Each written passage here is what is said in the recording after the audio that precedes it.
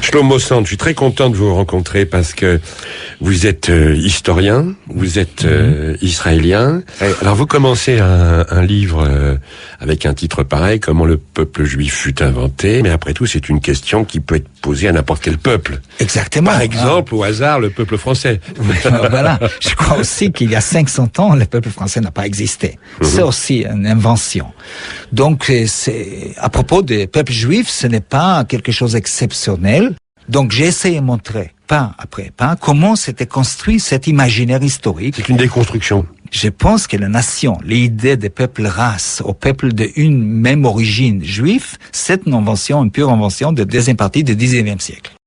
Alors, vous remettez en cause l'histoire du peuple juif telle qu'elle existe en Israël, et telle qu'elle est enseignée aussi en Israël, et puis telle qu'elle existe aussi dans nos esprits à nous.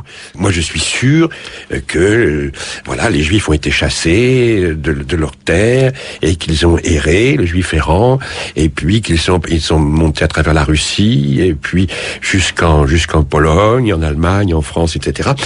D'une part, et d'autre part, ils sont passés par l'Afrique du Nord, le Maghreb, jusqu'à l'Espagne, en refluant, etc. Toujours en voyage. On a les Ashkénazes, on a les Séfarades, et puis se trouvent certains qui étaient les uns en Irak, les autres dans le Yémen, les autres en Afrique, etc.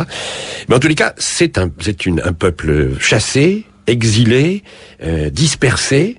En diaspora. En diaspora, voilà. Et qui, tout légitimement, à un moment de son histoire, au XIXe siècle, éprouve le besoin de revenir sur sa terre originelle. Je ne sais pas, heureusement ou malheureusement, mais ce n'est pas vrai.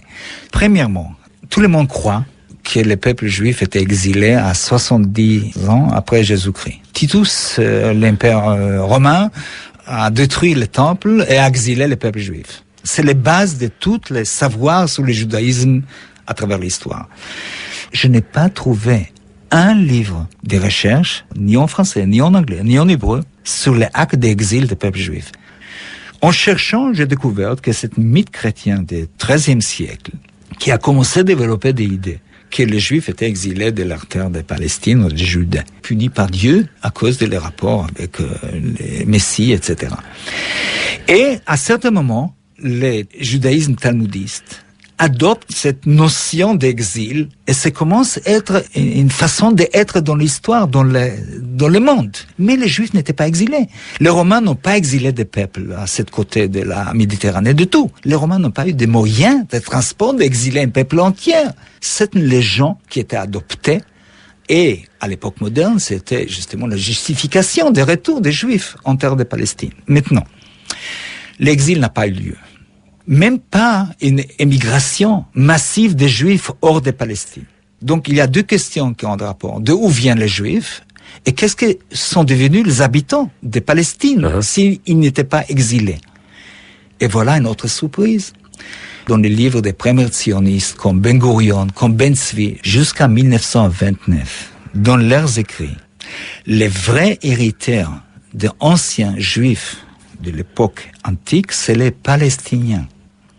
S'il n'y avait pas d'exil des Juifs, qu'est-ce que sont devenus les habitants des anciens Judées? Bon, à certaines époques, ils se christianisent avec le christianisme, et c'est presque sûr que le 7e siècle, la plupart d'entre eux prennent l'islam, avec l'arrivée des Arabes des déserts, et je crois que la plupart des populations juives anciennes s'islamisent et restent dans le pays. Je répète, après Ben Gurion, après Ben Tzvi, après Borochov, c'est une autre grande théoricien du sionisme, les paysans de cette terre sont les vrais héritiers de l'ancien judaïsme. Voilà. Dans le livre, je suis les étapes de la diffusion du judaïsme autour de la Méditerranée. Et je découvre que le judaïsme était une religion prosélytique. Et à l'époque des Maccabéens, le prosélytisme était fait par la force. C'est-à-dire, cet royaume qui a eu l'épée a converti par force tous les voisins. Donc, le judaïsme commence comme religion prosélytique qui impose les foi juifs à tous les voisins autour de Judée. Et je crois que la plupart des juifs s'étaient convertis. En plus de ça, de cette conversion du monde antique, il y avait aussi des royaumes. Les Juifs yéménites sont des descendants de ce royaume juif très fort qui s'est judaïsé au 5e siècle de notre ère. Nous savons aussi au nord d'Afrique, le judaïsme chez les Berbères. Tout le monde au nord d'Afrique connaît l'histoire de Caïna. Oui, tout à fait, la reine juive, Caïna. C'est-à-dire que ces Berbères se convertissent au judaïsme pour résister à la poussée arabe qui pousse C'est-à-dire, il prend le judaïsme avant que l'islam arrive. Et après... Comme moyen de se défendre. Oui, et une grande partie des juifs nord-africains, c'est d'origine berbère et arabe. Les juifs qu'on appelle séfarades sont la plupart des nord d'Afrique, pas des séfarades, et les juifs qu'on appelle ashkénazes, comme moi-même, ne sont pas d'ashkénazes. Ashkénazes, c'est l'allemand.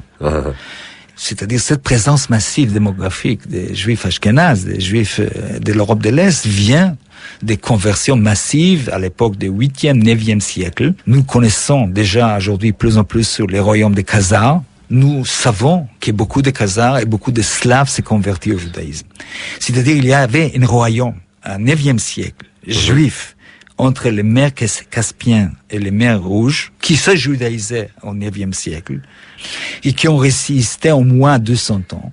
Et cet événement peut expliquer pourquoi, au début du 20e siècle, il y avait tellement de millions de Juifs à l'Europe de l'Est. De où ils sont venus? Ce n'est pas possible qu'ils sont venus d'Allemagne. Contrairement à toutes les imaginaires que nous avons comme peuple race qui a erré pendant 2000 ans. Et malheureusement, il y a encore des Juifs en Israël et en France et ailleurs, qui pensent toujours que les Juifs, c'est une race, une peuple race, avec une origine. Et vous savez, malheureusement, il y a beaucoup de chercheurs qui cherchent aujourd'hui, pas des sangs juifs, parce que c'est idiot, mais des gènes juifs. ADN, oui, il y a des laboratoires qui cherchent les gènes juifs. Et ça, c'est, à mon avis, très triste pour prouver une identité commune.